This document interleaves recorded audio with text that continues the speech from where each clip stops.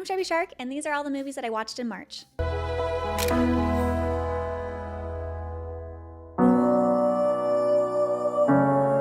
I'm Still Here, directed by Walter Salles, was the last of the Best Picture nominations that we needed to watch. We got it in right at the very end, as in we were in another city. We were vacationing in Seattle for a Deftones concert, and the day after we got back was the Oscars. So we found a theater out there, which I love doing, by the way. I love when I'm on vacation and I find a movie theater elsewhere and then I go watch a movie there. I realize that it's kind of silly because you can just watch a movie wherever you're at, wherever you live, but I don't know, it's fun. Anyway, this film, I'm definitely really glad that we managed to get it in at the last minute, but oh boy, this movie is a journey. Based on the true story of Eunice Paiva, whose husband Rubens Paiva was a former congressman, and he was kidnapped during Brazil's military dictatorship, and he was never seen or heard from again. The film follows her as she tries to get answers while also trying to raise all of her children under a super oppressive regime. And it is brutal, but it's in a way that feels really essential. Salles directs the hell out of it. It's visually stunning, but it's not too flashy. It feels like every frame is really lived in. It's the kind of cinematography that just really quietly wrecks you. Fernanda Torres. Oh my God. She gives this performance that feels both enormous and understated. I don't know how to properly describe the way that she just is this character or just like completely melds into her. It's heartbreaking, to be honest. She did such a beautiful job with this story that Brazil actually named her the Muse of Carnival, which is huge. It's insane how deeply the country was touched by this. That's how hard she hit the culture. This film racked up a few nominations at the Oscars, and it did win for Best International Feature, which just, I'm gonna start tearing up thinking about it. It's so moving because this film, this piece of media feels so incredibly important. One of my friends who was watching the Oscars with us is a Brazilian American, and she started crying when it won, and she was surprised at herself. But this is, again, just such an extremely important piece of media. The first thing I said whenever I walked out of the theater was, wow, that was a huge bummer. I loved it. 5 stars, which I still stand by. This is a completely devastating film, but absolutely worth it every step of the way. So 5 stars. 너가 나왔다고 거기서 겁나 험한 게. The next film I watched was Exhuma, the latest horror film from, I'm so sorry if I screw this up, Jang Jae-yoon. This movie is wild. There is so much happening. The story kicks off with a Korean-American family who calls on a shaman and her protege to help take care of their mysteriously sick baby. What happens there kicks off a chain of supernatural events that leads her to creating a sort of team. So she picks up her friend, a geomancer, along with a mortician. And then the 4 of them end up in Korea digging up a grave.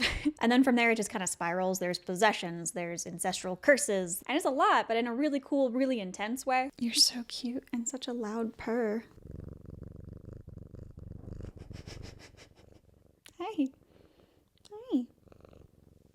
The rituals were actually probably my favorite part of the film. They were just beautifully shot and choreographed. It kind of felt like I was actually watching like a sacred ritual happen, although I have no idea how accurate they are, so I just know that I was completely locked in every time one started. Now, the film throws a lot at you, and there were plenty of points where I didn't know what was happening, what was going on, and you know what? I kind of loved that, because it never talked down to you. It just kind of kept building and layering up on this lore-heavy world, and it just expected you to keep up. Do I completely understand the ending? No.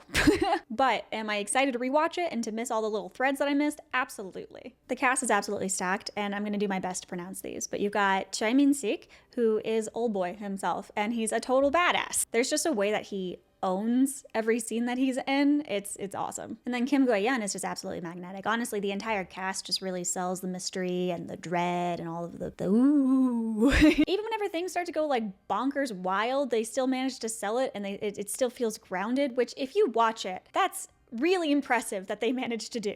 Such spooky weather while I'm talking about such a spooky movie. On the first watch, Exhuma might seem a little overstuffed, and I know some critics were saying that it just kind of felt like it didn't know where it was going at times. I don't know if I quite got that, because like the vibe, the atmosphere, the commitment to the world that it was building was enough for me. I mean, there's a bunch of historical context in there too, which is super interesting. You've got like Japanese imperialism involved in a Korean film, and all of this different folklore all just like meshing together, and it's so rad, and it's pretty. It's super pretty. Also, the snake lady was terrifying. Oh my God. I feel like if you're into really moody, folklore heavy types of horror movies, then you're gonna love it. I mean, I did. I give it 4 out of 5 stars. I love it. Oh, it just started raining. Is that hail?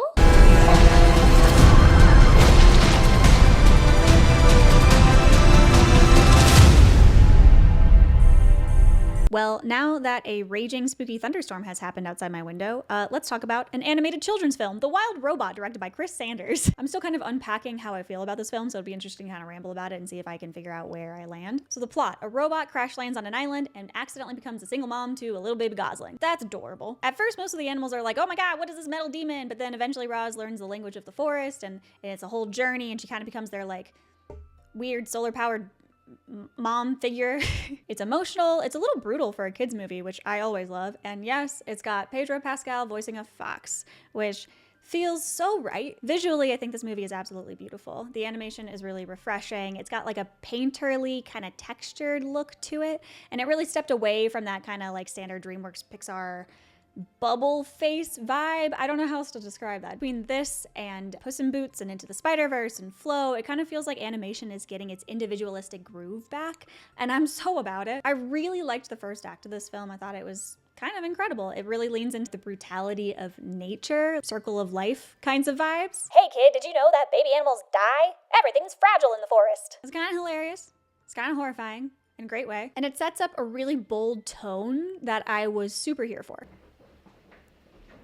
Oh, that's really big hail. Oh no. The cast is just completely stacked with a ton of celebrity voices. I know Lupita Nyong'o is Roz, the main character, and then you got Pedro Pascal. Let me see who else is there. Kit Connor is in it. Bill Nye is in it. Mark Hamill, because I mean, Mark Hamill is a god of voices. Catherine O'Hara, Stephanie Sue. It's just a ton. There's so many. D. Bradley Baker. I love D. Bradley Baker so much. If you don't know who D. Bradley Baker is, if you've watched any animated thing ever and you hear an animal noise, that's probably him. He's just like, ah. There's a super tender theme surrounding motherhood and found family that's handled with care when the film slows down enough to let you enjoy it. And here we arrive at my issue, the pacing. This movie kind of feels like it's late for something. It's just go, go, go. We gotta get this story out there. And then they just keep throwing more story at you without really letting the emotional parts breathe, in my opinion. But this also might be biased because I had watched Flow a month before. Flow is a film that trusts its silence. It breathes. It lets the audience sit in the emotions without a single word and allows you to just really go through them. Whereas to me, The Wild Robot kind of feels like, here's exactly what you should be feeling at all times. And also, here's a random action sequence. I saw a lot of reviews and also just people telling me that they kind of feel that this movie is this generation's WALL-E or Iron Giant. And that feels blasphemous and also simply untrue in my eyes. It's a good kids movie. It's a great kids movie. It's beautiful. It's got heart. It just needs to chill out and let things land a little bit more. I don't even know. What do I give this? I think I'm gonna give it like a 3 out of 5. That feels right. I think a full star of that is just because they cast Pedro Pascal as a fox. You have a beautiful imagination. It's going to get you into trouble one day. We've hit the point of the month where there was just a ton of rewatches. Some of them were obscure. Some of them were very, very not. So here we go. Here's Cobweb. Cobweb is a tried and true film for me. I love it. We watched it because my partner's second cousin was visiting and she's 17. So we were trying to figure out what to watch. And she kind of gave me that classic, oh, I don't care. I'll watch anything. And I'm like, okay, but what does anything mean? And then she mentioned that she likes horror. And I still had to ask more clarifying questions because there's a huge difference between The Conjuring and Titan.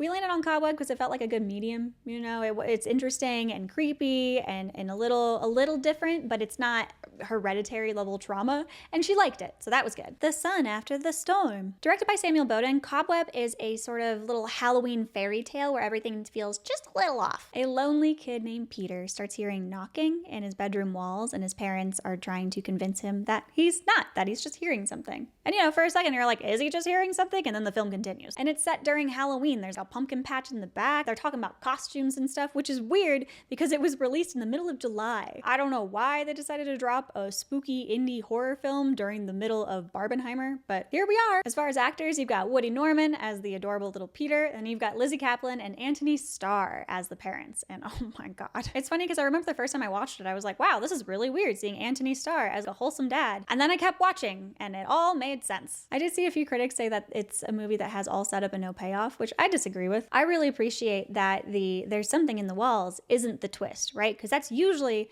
the twist in a sort of haunted, creepy, maybe something's going on with their mind kind of film. It just turns out that there's some creepy dude in the wall. But the actual twist is something completely different. And I appreciate that it's just not the usual bait and switch. It's weird, it's messy, it leaves you with just enough questions to still be fun without tipping too far into like, I have no idea what's going on kind of vibes. Now, this is not a film that is reinventing horror, and that's not what it was trying to be. It's just like a spooky, fun little Halloween tale. A cozy little nightmare. And honestly, Anthony Starr being completely unhinged while also serving hot dad, peak cinema. It's a solid 3.5 stars for me. It's a little twisted, a little overlooked, and a lot of fun. Exactly are you here for?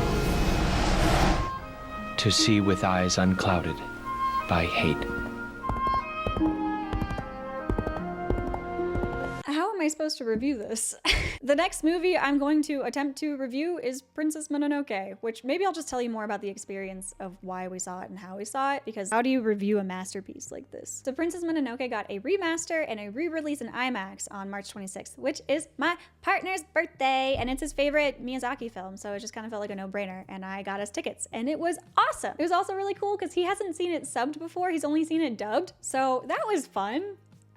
It was kind of like a little bit of a new film, almost, in a way. I mean, it wasn't, but it was a great time. I feel a little ridiculous summarizing the plot of Princess Mononoke, but if you don't know what the plot is, here we go. The film follows Ashitaka, a prince of a very, very small village who has been cursed by a demon boar god, and it follows his journey as he tries to find a cure. He ends up caught in what is essentially a war between the iron-forging humans of Irontown, led by the sharp and complicated Lady Eboshi, and the forest gods and spirits, who are essentially just fighting for their lives. And then in the middle of it is San, Princess Mononoke, who is a human girl that was raised by the wolves, and she's 100% over all of the humans' nonsense. It's a story that refuses to be black and white. One of my favorite lines, although I can't remember exactly what it is there's some point during a scuffle, and one of the humans yells out about Ashitaka, and he's like, whose side are you on? Or what side is he even on? The heart of the film feels like it says there is no side. Everyone in the film is just doing what they think is necessary. It's messy, and the film embraces that. It lets you sit in the discomfort of complex people and creatures and murky mortality. And getting to watch it all over again in IMAX?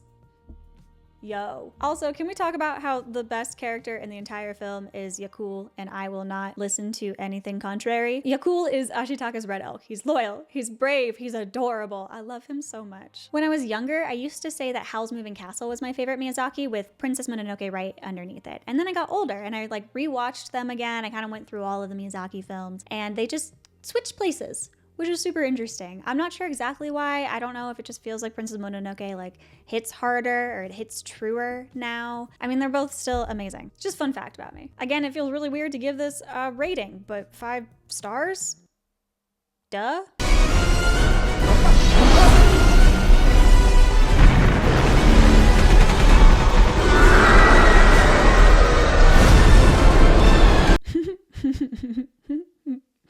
Yep. This is sort of back on the topic of my partner's birthday. We spent, this was the weekend after his birthday, and so we were celebrating it with friends, and we went around to a bunch of different distilleries and breweries, and it was a really great time. And then we got back to the house, and we're like, let's watch something. And so for some reason, somebody put on Prince of Persia. Stay with me now. We all got about 20 minutes in, and I don't know if any of you guys have watched Prince of Persia lately, but it is nonsensical. The amount of cuts and just there's too many things happening, and we didn't understand anybody's motivations. It was very attractive, don't get me wrong. I love me some Jake Gyllenhaal. There was some point where drunk us was like, no, I need a different desert movie. And so we started watching The Mummy, and all was well. Oh my God, the effects in Prince of Persia were so bad too. Sorry, I'm just thinking about it again. Maybe I should like try to fully watch it again. No, I don't want to do that to myself. Anyway, again, I kind of feel weird summarizing the plot of this film because who hasn't seen The Mummy? But hot himbo plus hot librarian plus ancient cursed X equals accidental apocalypse in the 1920s Egypt? Ta-da! Essentially, a bunch of people open the wrong tomb, and then they release an ancient sand demon, and then they have to defeat it with the powers of banter, gunpowder, and sexual tension. It's like Indiana Jones with more eyeliner. Did you know that the ancient Egyptian curses were penned by an actual Egyptologist, so they're actual real sentences? That's awesome. Visually, okay, let's be honest, CGI was not like in its peak form in 1999, but I think it still looks awesome. Like the scarabs, the plagues, the locusts, plagues of locusts, whatever they are. I mean, I can't see a scarab without thinking of that scene, so it was effective. It was also really funny because whenever we were watching, one of our friends who hasn't actually seen it since he saw it in theaters, which is wild, there was some point where he got up and he was like, I don't think I ever realized how good this movie is. Which, yeah, it's cheesy, it's fun, everybody in the cast is attractive. I mean, how many people have you heard that had The Mummy as their bisexual awakening? Because it's a lot. Mine actually wasn't The Mummy, although The Mummy did solidify it. Maybe I'll talk about that at some point. There's like 3 films that, never mind, 4 out of 5 stars. Mike Myers. Yeah, baby, yeah! Elizabeth Hurley. Don't forget these. Oh, thanks. Austin Powers. I'm gonna be honest with you, towards the end of watching The Mummy, we had been drinking, it was late, sometimes I'm a little old lady, I fell asleep, I'm so sorry, I apologize. Anyway, I woke up and all of a sudden I was presented with the glory of Mike Myers in all his magnificent velvet-suited glory. We still don't know who brought up Austin Powers Man of Mystery, but I'm so glad that they did. I love this movie so much. If you don't know what Austin Powers is about, it is about... It's about a spy, a British spy from the 60s, who was cryogenically frozen and thawed in the 90s to stop his bald, evil nemesis, Dr. Evil. And Austin Powers is an extremely horny man. It's essentially a James Bond parody, although it's a little more complex than that because Mike Myers created the film as a tribute to his dad, who really loved British comedy and old spy movies, so James Bond and stuff. So it's really interesting because Austin Powers is this character. So Austin Powers is the spy with the mojo, with the velvet suits and the swagger and the terrible teeth. And he actually respects women, which is something that old school James Bond certainly never did. Meet Felix Leiter. Hello. Felix, say hello to Dink. Hi, Dink. Dink, say goodbye to Felix. Man talk. And it still manages to be deeply stupid in the best way. I love this movie. Growing up, I used to watch Austin Powers with my dad, and then I also used to watch James Bond movies. So it was really fun to watch Austin Powers while still like understanding the references. I don't know. So it's nostalgic for me, and I certainly got a crash course in comedic satire at a young age. Directed by Jay Roach, who definitely knew what kind of movie he was making. Austin Powers holds up surprisingly well. I mean, sure, it's goofy as hell. It's awesome. It doesn't like shy away from cringe. Writing this review, I learned that Mike Myers actually wasn't planning on playing Dr. Evil himself. He wanted Jim Carrey to do it, which would have been great. That's crazy. I feel like that would have been a whole different movie. But I really like it the way that it is, and it kind of set a precedent for the later films. Anyway, watching this again as an adult, I still found it absurdly funny. I was just laughing the whole time, and the humor ranges from brilliantly clever to delightfully absurd. And it's so much fun. Myers just fully commits. He just gives it his all, and that makes everything 10 times funnier. And then you've got Elizabeth Hurley, who is sort of balancing Mike Myers' chaotic everything. You got Seth Green in there. Little baby Seth Green. I feel like I'm rambling too much about this. I still like it. It still holds up. 4 out of 5 stars. Groovy baby.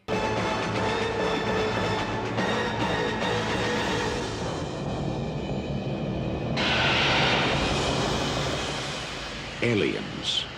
This time, it's war.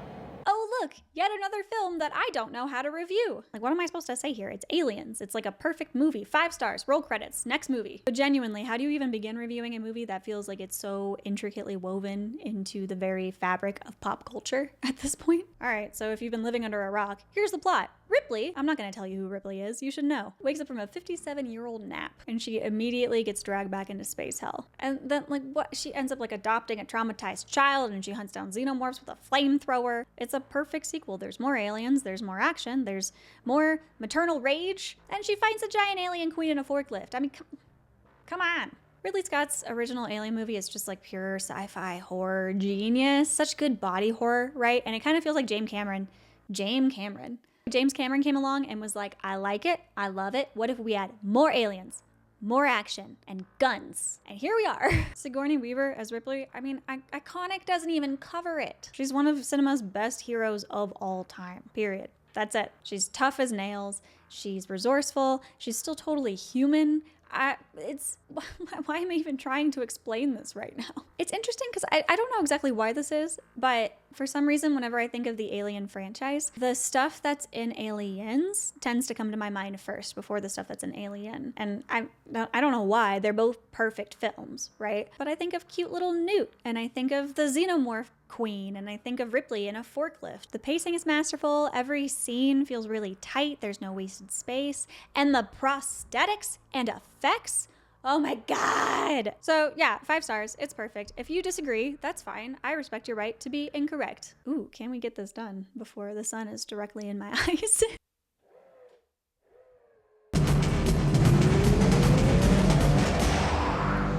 Kathy Ireland is Wanda, and Wanda is the alien from LA. See what I mean? Yet another classic that everybody's seen, and I don't even know how to start reviewing it. Yes, that's a joke. Alien from LA is a movie from 1988 that's directed by Albert Pune. And just so we're clear up front, no, this movie's not good, but it is great. I can't wait to talk about this, to be honest. Like, objectively, it's kind of terrible, but it's also really amazing. So just imagine if you took Blade Runner and 1984, and then you mixed it together with Journey to the Center of the Earth, and then also it was just a really intense episode of Legends of the Hidden Temple. And then you have Alien from LA. Easy peasy. Doesn't that explain everything? So quick summary, our main character is Wanda, who's played by Kathy Ireland, who is awkward and shy and squeaky voiced. After finding out that her archaeologist dad disappeared underground, Wanda heads down after him and stumbles into a hidden underground civilization. There's dystopian overlords and punk rock underdwellers and a bunch of chase scenes through caverns or through cyberpunk tunnels, and it's rad. It's so rad, dude. I was so obsessed and impressed with these sets. There's just like a heavy use of practical effects. It felt really immersive. It felt like we were actually traversing through a massive underground city, and it felt like we were in a new area every time, and it was super immersive. Every time you looked in the background, there was something going on there that's not being talked about, but like obviously they put hours of work into this little puppet. Dude. I really want people to watch this movie. It's a super low budget film, so if you really took the time to really pick apart the sets, I mean, you could see the tubing and the duct tape and stuff, but it works. I don't know how to describe how well it works. It genuinely felt like Wanda was actually exploring through this grimy subterranean city, and that's so nice. I mean, nothing was blue screened in. They were just real people with real makeup and real sets, and just the wildest characters where you look at them and you need to know their backstory, and then you never get it, but they're so cool looking. I did feel bad about one thing. Throughout the whole movie, there's a bunch of comments about how Wanda is so shy and awkward and her hair's weird, and it's really hard to make all of these points whenever the director cast Kathy Ireland, who is a supermodel. But, I kind of kept waiting for that classic makeover scene, and we got it.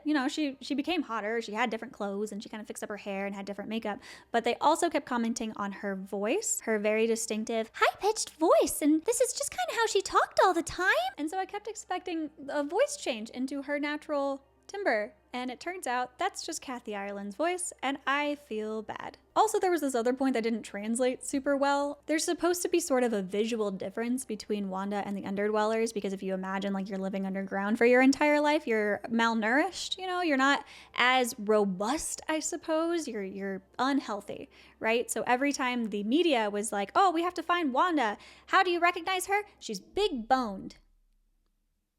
Kathy Ireland.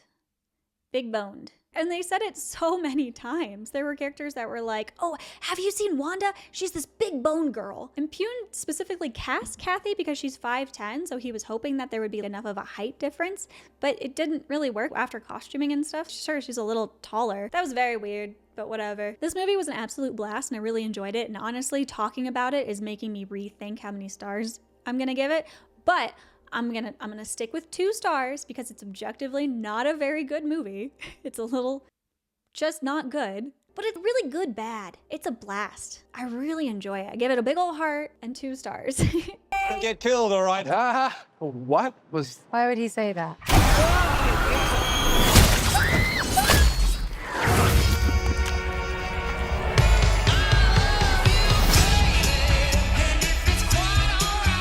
Last up for March was a film that we probably were supposed to watch in February, but we never got around to it, was Hard Eyes. I was pretty excited for this one. I heard really good things. Now, slasher movies are fun for me, but I'm a bit too much of an elevated horror snob, so they rarely impress me. But that's not to say that they don't. I mean, I really love the Terrifier series, although I will say 1 and 2 was better than 3. Oh, I got like a halo effect going on behind me.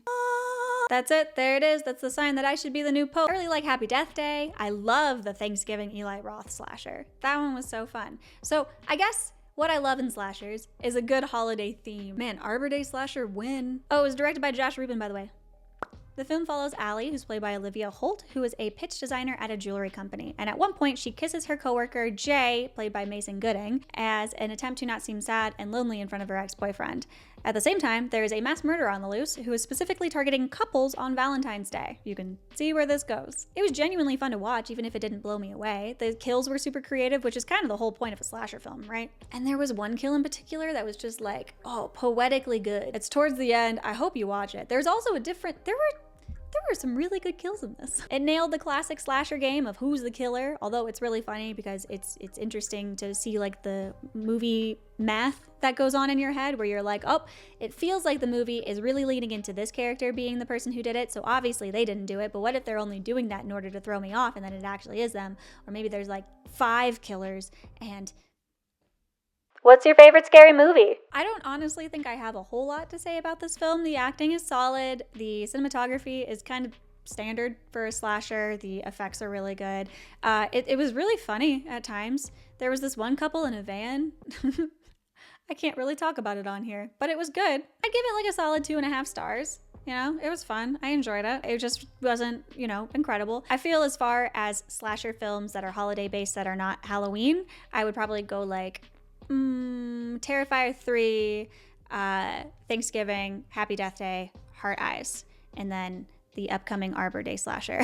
It's worth it for the kills alone, and sometimes that's all it takes. And that was everything that I watched in March. Thank you for hanging out, and go watch something, preferably something that is a tried and true classic in your eyes. Bye.